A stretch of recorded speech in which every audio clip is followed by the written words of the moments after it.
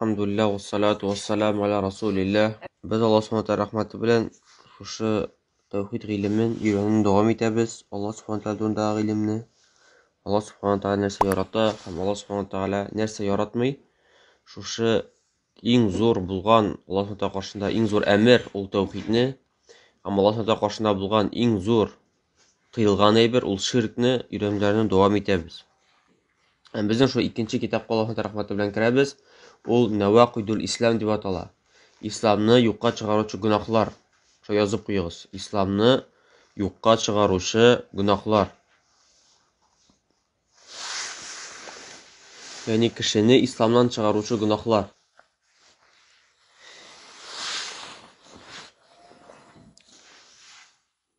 Biz niçin bu kitapны үтәбез? Niçin bu kişini İslamdan çıgaruучу гүнахларны үтәбез?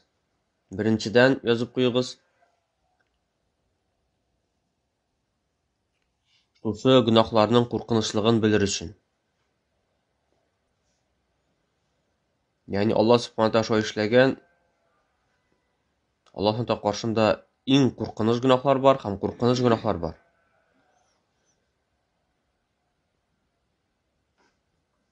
Mesela arakı içu o günah şulay bit, zor günah. Emme Allah'a tengdeşlik getiru, Allah bilen sügünü, Allah subhanahu wa ta'ala nazar sülesiyle ul tağın da korkunçrak. Arakı gına içu kişini İslam dininden çıkarmay. Emme Allah'a tengdeşlik getiru, Allah subhanahu wa ta'ala bilen sügünü, ya ise Allah subhanahu wa ta'ala turunda nazar sözler eytu, Allah subhanahu wa ta'ala dininden külü, la varsa dinden çıkara. Kişi ucu Müslüman bulup sanalmay. Çünkü birincisi biz bunları yönettiği için bu günahın korkunçluğunu bilir için. İkinciden şu günahlarga kirmesi için, şu günahlardan yirak bulur için. Şu günahlardan yirak bulur için köpmen buldura alabız şu günahlardan urap uzurga, alarga yakında kilmeske.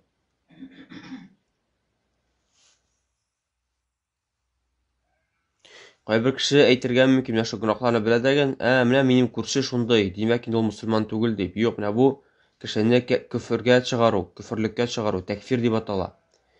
Bu anın için ilerine turan ilim tugul, kişini tekşir için tugul. Biz özümüz, en birinci özümüzün gailemizni kutkarga teyiş şu günahlardan. Şunka üçüncü yazıp koyuyoruz. Özümüzni hem özümüzün gailemizni kutkarır için şu günahlardan. Kisetir için. Şunday zor korkunç günahlar var İslam dininden çıgara turgan. Özümüzni hem özümüzün gailemizni kutkarır için şu günahlardan. Yiragaytır için, kisetir için. Şunday Allah karşında zor günahlar var iken, kimde kim şularını işley, indi kişi İslam dininden çıgıp bitirgen mümkün. Şuna göre bu alarının korkunçluğunu korsete. Allah alarını yaratmay ekenligini korsete. Hem dörtüncüsü kişilerge matur da'vat, nasihat kılırga. Hem en birinci tıyu bizim şu zor günahlardan başlanırga deyir. Demek ki tartıdan tugel. Arakı içüden tugel. Dürüst da'vat, dürüst nasihat şu günahlardan tıyudan başlanırga deyir. Kişi mesela dinden küle, ya ise Allah subhanahu wa ta'ala'dan küle, ya ise başka şu dinden çıkarşı günahlar işley, ekşana kile degen, nişep sen sakalın yoktu, nişep sen muzika tınlısın, nişep sen temeki tartasın deyip şu eybirlerden başlay. Ol eybirler dinden çıkarmay. Kişi temeki tartsa dağın, ol Müslüman olup kalırga mümkün.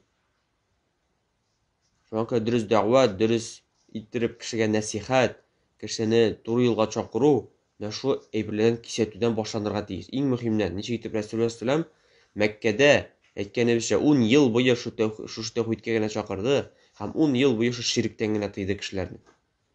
Kişi hatta vinolarda işleriydi, araklarda işleriydi. Başka günahlarda kılınaydı, zina da kılınaydı, başka eybirlerde kılınaydı. Resulullah bir de alarını hatta iske çürmedi. Hatta özülerini işlemese degen. Ama gel tevhid turunda söyledi. Kişilerinin көңілләрендә иманлыгысын өчен. Кайчан аларның шушы күңелләрендә иманлыгыды, тәүхидләрне белү көчле булды. Мәдинәгә күчкәч, Аллаһ Субхаһу Тәгалә инде менә шу хәмерләрне ишүне тыйгач, шушы хәмер елга булып акты дип, ягъни шушы хадисләр килә. Шуның кадәр иттереп кешегә инде тәүхиде ныгыгач, иманы көчле булгач, шушы гыйлем инде Аллаһ Субханаһу ва Тааля ярату көчле була. Инде аларга Аллаһ Тааля нәрсә әйтте, шулай бер эшләү шуның кадәр җиңел булды. Ягъни шушы чүлле җирдә дәгән, шушы аракылар, шушы винулар елга булып акты дип, ягъни хәдисләр килә. Шуның кадәр итеп күп иттереп булган аларда. Әмма Аллаһ тыйгач, инде ул әйберләр шуның кадәр иттереп күп иттереп аккан, һәм шуның кадәр ерак була. Шуңа күрә менә бу китап бик мөһим. Ул кыска гына китапчык. Һәм без Аллаһның рәхмәте белән шуны үтә башлыйбыз. Шуңа күрә шушы исламдан чыгаручы гөнаһларның иң беренчесе язып куегыз. Иң беренчесе ислам диненнән чыгаручы гөнаһларның ул Аллаһ Субханаһу тиңдәшлек китерү, ягъни ширк кылу.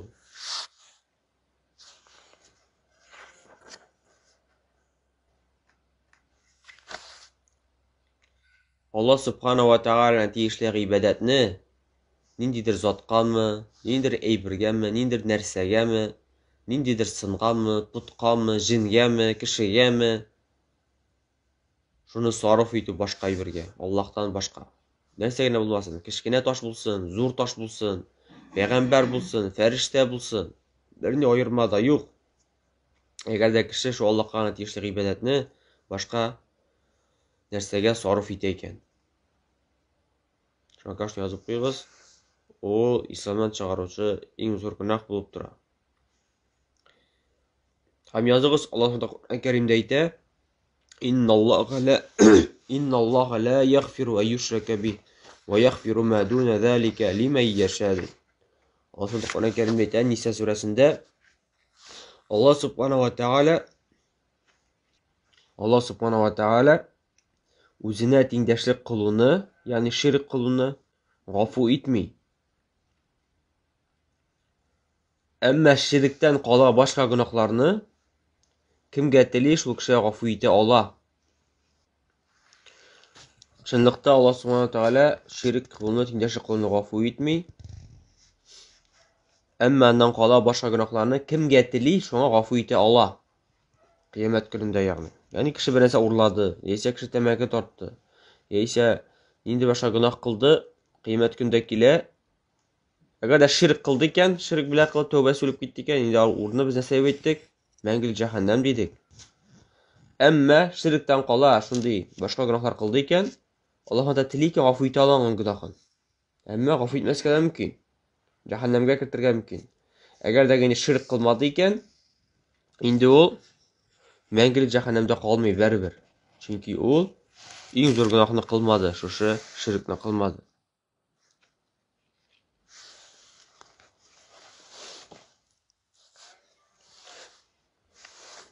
Шулай ук аңлатып китәргә кирәк, ширк ике төрле була, зур һәм кече. Ширк икегә бүленә, зур һәм кече. Без алдагы дәрестә үткәнчә, зур ширк кешене мәңгелек җәһәннәмгә кертә дидек. Һәм Аллаһ Субханаһу ва Тааля ширк кылган кешене тәүбә сүлеп китте икән, гафу итми дидек. Ислам диненнән чыгара дидек. Аллаһ каршында иң зур гөнаһ ул дидек. Барлык изге гамәлләрне юкка чыгара дидек. Кеше 70 ел буе мәсәлән намаз укыды икән, ураза тутты икән, әмма ширк кылып үлеп китте икән, аның намазларыннан, уразаларыннан берни файда да, бер нәрсә дә юк.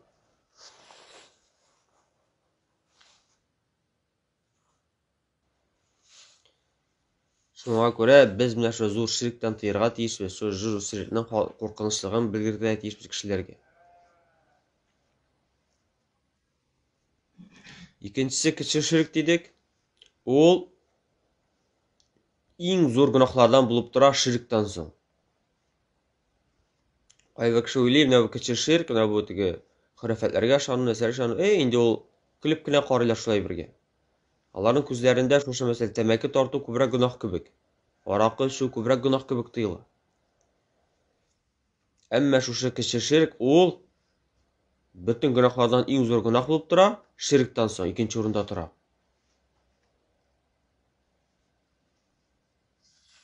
Ни өчен кече ширк шундый куркыныч гөнаһ дип әйттек? Ни өчен? Менә безнең экзамендә шундый сорау булды. Аның дөрес җавабы туры, һәрбер гөнаһ, кеше менә гөнаһлардан тыелмый икән. Һәрбер гөнаһ кайчан да булса бидгатка китерә.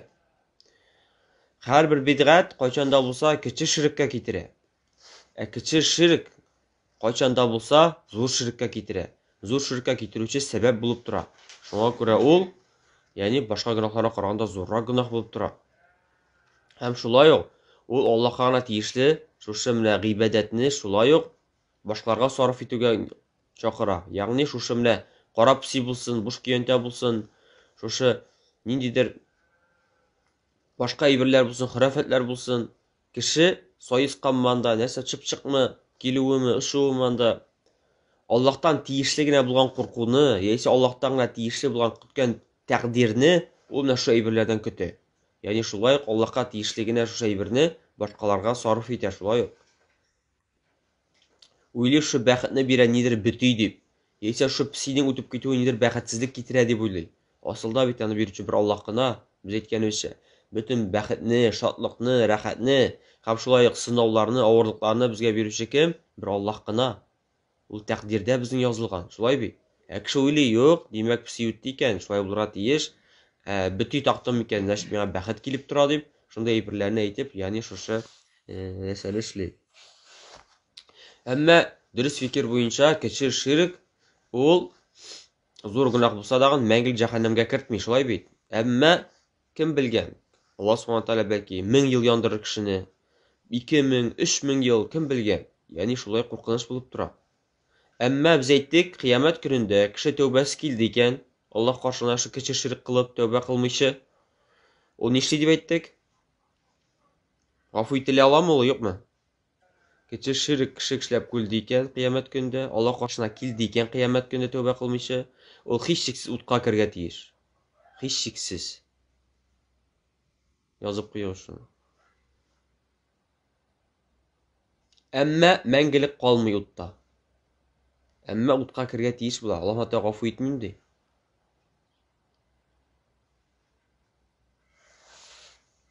Кече ширк эшләп килде икән, Аллаһ каршында тәүбәсез кыямәт көнендә.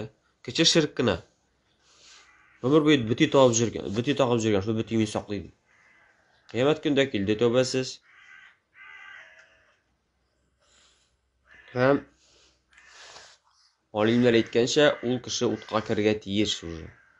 Аллаһ Тәгалә гафу итми аны.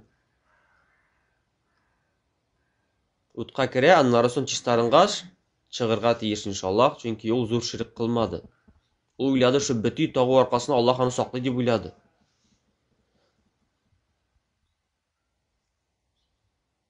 Бу күрсәтеп тора кеше ширктән куркынычлыгын, шулай бит. Кеше тәмәке тартып, мәсәлән, үлеп китәргә мөмкин. Кыямәт көндә Аллаһ Тәгалә гафу итәргә мөмкин аны. Әмма кеше ширк кылды икән кеше. Инде ул һичшиксез җәһәннәмгә кергән, шуңа куркынычлыгын күрсәтеп тора. Шуңа күрә безнең балаларыбыз да уйнап әйтәләр икән. Ниндер анда шулай. Менә карап сиүтте, җылымый дип без көлеп кенә карарга тиеш түгел, алар аңлатырга тиешбез. Улым, кызым, бу әйбер әйтергә ярамый, бу куркыныч әйбер. Безгә хәерлекне, шатлыкны бирүче бер Аллаһ кына.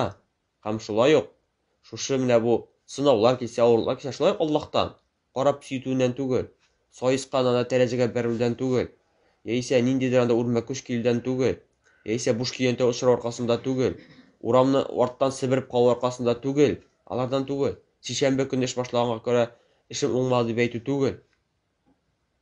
Ул Аллаһтан барсы дагы, шулай бит. Һәм шулай ук безгә хәерлекне, шатлыкны, бәхетне, балаларны, байлыкны, өйне, машинаны барсына бирүче кем? Бер Аллаһ Субханаһу Тәгалә генә. Ниндидер шу әйбер эшләсәм, булай әйткән булсам, шулай булыр иде дип әйтү, ул инде хөрәфәт була. Инде ул әйберләр дөрес булмый. Ул әйбергә ышану ярамый. Шуңа күрә дә бу кеше ширк, ул куркынычлыктан булып тора. Һәм инде шулай алдагы дәресләрдә әйтеп киткән идек, әгәр дә кеше шулай масаеп, яисә мактанып, әйтә башлый икән, шушы өйләрне мин үземнең тырышлыгым аркасында гына салдым дип, яисә шушы тырыш булып, яхшы булып эшләгәнгә күрә генә шундый машиналар алдым дип, яисә менә шундый яхшы булганга күрә генә мин шундый дәрәҗәгә ирештем дип, шундый эшләр әйтә икән, шуның аркасында гына дип, инде галимнәр әйткәнчә, шулай кеше ширккә керә. Ягъни шушы менә бу хәерлеккә ирешүне, шушы яхшылыкка ирешүне ул үзенең шушы тырышлыгы белән генә бәйли, үзенең шу булганлыгы белән генә бәйли, үзенең нидер яхшы нәселдән чыгу белән генә бәйли. Бу шулай кеше ширккә керә дип галимнәр аңлаттылар. Шулай ул вакытта нәрсә дип әйтергә кирәк дип әйттек без? Кеше әгәр дә бернәрсә әйтә башлый икән, менә шу өйне салдым, нәрсә әйтергә тиеш? Әй, Аллаһның рәхмәте белән генә дип әйтергә тиеш һәр вакытта дагы. Бу шулай галимнәр әйтәләр. Аллаһ Субханаһу ва Тааляның шөкерләрен санап чыгуга керә. Аллаһ Субханаһу ва Тааля шөкерләрен кеше күбрәк саный икән, инде Аллаһ Субханаһу ва Тааляны күбрәк шөкер иткән була. Һәм Аллаһ Субханаһу ва Тааля әйтә: "Ва ин шакартум лазиданнакум" ди. Кемдә кем күбрәк Аллаһка шөкер итә ди, мин яңа күбрәк арттырып тагын бирермен ди. Шуңа күрә без тагын да күбрәк Аллаһка шөкер итәргә тиешбез. Аллаһ Субханаһу ва Тааля һәр даим шөкер булырга тиеш. Һәм шулай менә бер галим әйтеп китте, шу шөкер итү турында. Менә кайбер кешеләр бар ди, кай вакытны ди, менә бу җирем авырта, дип менә бу җир сыкрана, мин менә шу җирем кулым авырта инде, менә күп итеп эшләдем инде, менә шулай булды инде, бөтен кешегә сөйләп җыри, әйтеп җыри, ыңгырашып җыри, нитеп җыри. Шуннан ди менә ул кешедән сорарга кирәк ди. Субханаллаһ, менә Аллаһ Тәгалә сиңа күз биргән. Нигә син шуның турында шөкер итмисең? Әле кичә генә шу кулың авыртмый иде. Нигә син аны безгә әйтмәдең? Яисә нишәп син шушы авырткан вакытта гына шулай бөтен кешегә әйтеп, сызланып итеп йөрисең? Кайда синең шөкерең? Аллаһ Тәгалә сиңа суларга мөмкинчелек биргән. Аллаһ Тәгалә сиңа күрергә мөмкинчелек биргән. Аллаһ Тәгалә сиңа нигъмәтләр биргән. Кул аягың исән. Аллаһ Тәгалә сине матур итеп барлыкка китергән. Аллаһ Тәгалә сиңа балалар биргән. Аллаһ Тәгалә сиңа үй биргән, ир биргән. Сиңа Аллаһ Тәгалә мөмкинчелек биргән, сөйләшергә, шушы рәхәттә яшәргә. Аллаһ Тәгалә сиңа яхшы машина биргән, яхшы аяк кием биргән. Нигә син аларны сөйләмисең? Нигә син аларны әйтмисең? Әмма бер кечкенә генә сынау килде, инде бөтен тирә юндә булган бөтен кеше дә белә, туганнар да белә. Бу гына авырый икән, менә бу кызганычка каршы шу мунафиклыкның бер сыйфатларыннан булып тора. Кеше Аллаһ Тәгалә биргән нигъмәтләрне шөкер итми, бер инде авырлык килде икән, сыкранып бөтен кешегә әйтеп җыри. Авырта инде, булды инде, нитә инде дип шулай сызланып нитеп. Хәтта шундый сәләфләрдән шундый әйтем килә, хәтта үлем түшәгендә ятканда дагы кеше шушы менә сыкрануны яшерсә, күбрәк яхшырак була дип, шундый менә әсәрләр килә. Кеше үзенең шушы авырлыкларын килгәнен күрсәтмәскә тырышырга тиеш. Шулай ук менә бу ихласлылык белән бәйле. Һәм гомумән менә безнең шушы ихласлылык ул Аллаһ ризалыгы өчен генә эшләнү, ул шулай ук менә йөрәкнең гамәлләреннән булып тора. Ул аны бер Аллаһ Субханаһу ва Тааля белә. Шуңа күрә менә бу ихласлылык безнең динебездә әгәрдәге гыйбадәт белән ихласлык белән эшләнелми икән, ул Аллаһ каршына шулай кабул түгел. Шуңа күрә кеше күбрәк шушы ихласлык өстендә эшләргә тиеш. Ничек итеп галимнәрдән шундый әсәрләр килә? Миңа ди иң авыр булган әйбер үзгәртү ди, төнге намазлар түгел ди, уразалар түгел ди, намазлар уку түгел ди, закат түләү түгел ди, хаҗарга бару түгел ди, әмма менә шушы һәр вакытта ниятеңне дөрестләү. Менә син шу гамәлне Аллаһ ризалыгы өчен кыласыңмы, юкмы? Син кешегә садака бирәсең, закат бирәсең. Кешегә ниндидер мәсәлән кием алып бирдең, ашарга бирдең, син Аллаһ ризалыгы өчен эшләдеңме, яисә кеше мактасын өчен эшләдеңме? Син менә шушы намазны укысың узак иттереп, кеше күрсен өчен эшлисеңме, яисә Аллаһ ризалыгы өчен эшлисеңме? Һәрбер нәрсәдә без менә шушы әйберне уйларга тиешбез. Безнең һәрбер гыйбадәтебез, һәрбер гамәлебез Аллаһ ризалыгы өчен булырга тиеш. Менә бу безнең ихласлылык инде. Әгәр дә шу ихласлык булмый икән, безнең шушы гамәл кабул түгел, шушы гамәлдән бер ни файда да юк. Шуңа күрә без шуңа бик каты басым ясарга тиешбез. Һәрбер гамәлебез, һәрбер эшләгән эшебез Аллаһ ризалыгы өчен булырга тиеш. Әгәр дә Аллаһ ризалыгы өчен түгел икән, кеше менә әгәр дә намазын укый икән, кеше мактасын өчен, кеше күрсен өчен, инде бу рия була, инде ул гамәл кабул булмый. Син шу тәһарәт алуларың, намаз укуларың 5 сәгать, 3 сәгать кеше өчен булды икән, кеше мактасын өчен булды икән, кеше күрсен өчен булды икән, яисә акча бирсеннәр өчен булды икән бу дөнья өчен, инде ул шушы гамәл кабул түгел дигән сүзгә керә. Шуңа күрә языгыз менә ихласлылыкны булдыру өчен ни сәбәпләр кылырга кирәк? Ихласлылык булыр өчен ни сәбәпләр кылырга кирәк? Беренчесе, шушы гамәлдә Аллаһның ризалыгын гына өмет итү. Нинди генә гыйбадәт булмасын, нинди генә эшләмәсәк, безнең иң төп шушы ният, шушы безнең эшләгән эш, ул Аллаһның ризалыгына ирешү. Аллаһ өчен генә шушы гыйбадәтне кылу. Ихластан бер Аллаһка гына шушы гыйбадәтне кылабыз. Ни өчен? Аллаһ разый булсын дип. Кеше түгел, күршеләр түгел, туганнар түгел, якыннар түгел, яисә патшалар түгел. Şulay bir galim söyley, bir künde dey, bir kişi dey, больницка dey, dializ işli turgan şunday aparat işledi dey. Dializ degan aparat indi bu kişinin büyürü işlemey, aның qanın чистотата şunday kıybatlı milyonlar turgan aparat. Şul boy kişi deyindi. Hem aytdi dey, "Әмма минем bir şartım бар dey, минем турында şuşu dializ aparatı berdi" dip gazetlerge yazıp чыгыгыз дип әйтте dey. Hem tege galim аңлата, кеше şunday zor izgilik işledi uylап карасаң.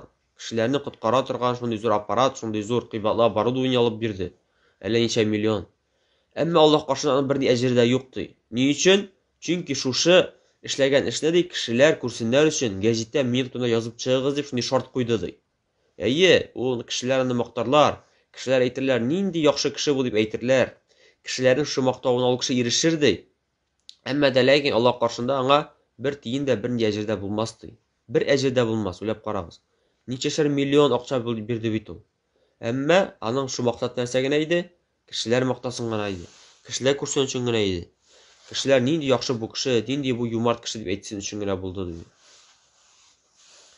Икенчесе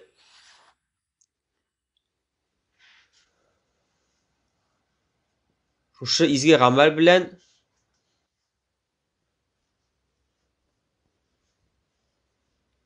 bu dünyada nindidir faydaga erişu bulurga tiyiş түгел. Dünya faydasına erişu bulurga tiyiş түгел. Şuşu izgi gamel bilen. Kişi mesela nindidir meşit sala.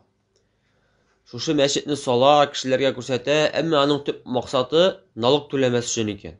Ягъни шундый бер закон бар икән, кемдә кем зур мәчетләр сала, андый кешеләр мәчет салган кешегә налык түләттермиләр икән. Ул менә шуның өчен генә шушы мәчетне сала. Яисә намаз укый, кешеләр анда, мәсәлән, аны онлайн күрә видео камералар куйганнар икән. Һәм кешеләр килеп карыйлар, "О, менә бу кеше кайчан биле карыйбыз, һаман намаз укый." Аңа менә ошый кешене мактаганы, кеше аның турында сөйләгәнне, һәм киләчәктә мәсәлән аңа кешеләр садака биргән мөмкиннәр, акча биргән мөмкиннәр. Яисә кеше закат һәм садака бирә. Һәм аның турында, "О, нинди юмарт, нинди яхшы кеше, нинди бу яхшы кеше" дип, мәсәлән, аны депутат дип сайлыйлар. Ул менә шу депутат булыр өчен генә садакасын, закатын бирә. Шушы менә яхшы эштә эшлисе килә мәсәлән. Яисә кеше хаҗга бара. Ни өчен? Хаҗга аның бару теләге фақат анда сату алу гына эш итү. Хәтта кеше хаҗга исе дә китми мәсәлән. Шушы җиргә бара, шу изге җирләргә бара, фақат акча эшләр өчен генә мәсәлән. Шулай ук дөнья турында уйлый, ахират турында уйламый. Безнең һәрбер гамәлебез булырга тиеш ахирәттә нинди зур әҗергә ирешергә. Ахират өчен генә булырга тиеш һәрбер гамәл Аллаһ ризалыгы өчен һәм ахират әҗеренә ирешер өчен. Әйе, бу дөньяда кемдә кем нидер әйбер эшли, бу дөньядагы яхшылык булырга мөмкин, ахирәттә яхшылык булырга мөмкин. Мәсәлән, ураза, кеше Аллаһ ризалыгы өчен ураза тота, аның сәламәтлеге яхшыра мәсәлән, эш авыртулары бетә һәм ахирәттә әҗер була. Әмма ул шушы дөнья әҗере өчен эшләми. Кемдә кем инде әйе менә диетага утырасым килә, шуның өчен ураза тотам дип әйтә икән, мәсәлән, бу дөнья өчен генә. Шулай ук инде бу ихласлыкка зыян китерә торган сәбәпләрдән булып тора. Әмма һәрбер Аллаһ Тәгалә кушкан безгә әйбер, ул хәерле безгә. Бу дөньяда һәм ахирәттә дә. Шуңа күрә аның безнең бу дөньяда файдасы күп киләчәк, һәм ахирәттә дә файдасы күп киләчәк. Һичшиксез. Намаз кеше укыймы? Коръән ятлыймы? Яисә ураза тотамы? Аның бәдәненә дәгән, дөньясына даган файдасы күп, һичшиксез. Һәм шулай ук кеше ихлас була икән, ахирәттә дә бик күп әҗерләре була. Һәм өченчесе, кеше ихласлыгын ныгытасы килә икән, яшерен гамәлләрне күбрәк кылырга тиеш, тышкы гамәлләргә караганда күбрәк.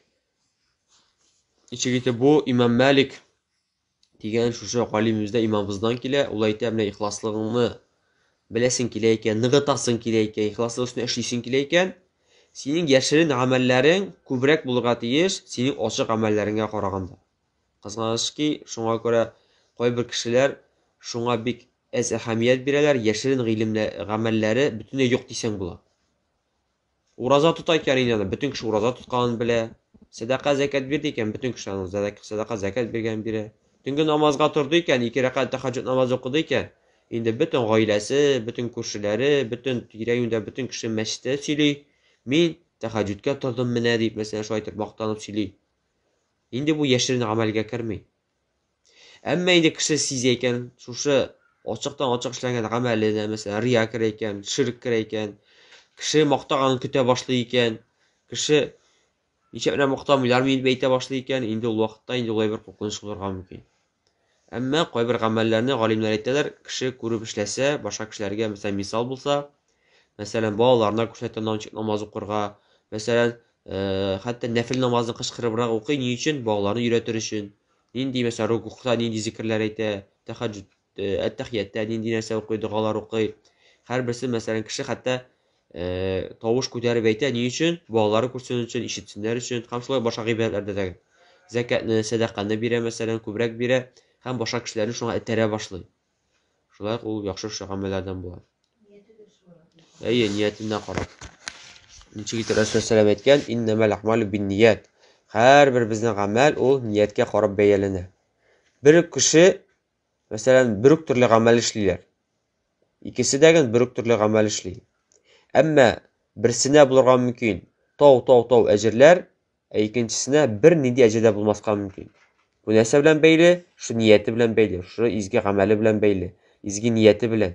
Ул Аллаһ ризалыгы өчен эшләдеме, яисә кеше күрсен эшләдеме? Теге тау әҗергә ирешкән кеше, ул фақат Аллаһ ризалыгы өчен генә гамәл эшләде. Хәтта аның 10 сум акча гына ул садака биргәндер, мәсәлән. 10 сум акча, әмма ул аны Аллаһ ризалыгы өчен бирде. Әмма теге кеше әйткәнемчә миллионнар садака бирде. Әмма ул кешеләргә сөйләп җирде, кешеләрне мактавын гына теләде, кешеләр, "О, нинди юмарт бу" дип әйтүләрен теләде. Шуның аркасында миллион әҗер акча бирсә дәгән, ул Аллаһ ризалыгы өчен бирмәде икән, инде ул шушы садаканың, шушы изге гамәлнең бер дә файдасы юк. Чөнки ул Аллаһ ризалыгы өчен эшләнмәде. Шуңа күрә сезгә дә, үземә дә иң беренче насихат, шушы һәрбер гамәлләребезне Аллаһ ризалыгы өчен кылырга. Шушының үстендә эшләргә. Ничек иттереп бер галим әйтә, мин ди 20 ел буе ди, шушы ниятемне дөресләп яшәдем ди. Бик авыр иде ди. Һәрбер гамәлне Аллаһ ризалыгы өчен эшләргә. Уйлап карагыз. 20 ел буе мин тырыштым ди, үзем шу йөрәгем белән ди, көрәштем ди. Әмма аннан соң үлгәнчегә кадәр шуның рәхәтен, тәмен татыдым ди. Ягъни шушы гамәлләрне Аллаһ ризалыгы өчен эшләргә ияләшәсең икән, ахырда аннан соң шуның кадәр рәхәт яши башлыйсың. Һәрбер гамәл Аллаһ ризалыгы өчен эшлисең. Һәм аның әҗере дә күп була, савабы да, рәхәте дә күп була. Шуңа күрә Аллаһ субханаһу ва тааля безнең һәрбер гамәлләребезне ихластан кылсын. Шушы Аллаһ ризалыгы өчен шу гыйлем алуның дәвамын кылсын, ихласлы кылсын. Һәм үзебезгә дәгән, үзебезнең гаиләбезгә дәгән, үзебезнең җирлегебезгә дәгән шушы алган дөрес гыйлемнәрдән файда алырга насыйп әйләсен. Субханакаллаһумма бихамдик, ашһаду ан ла илаһа илля анта, астагфирука ва атубу илейк.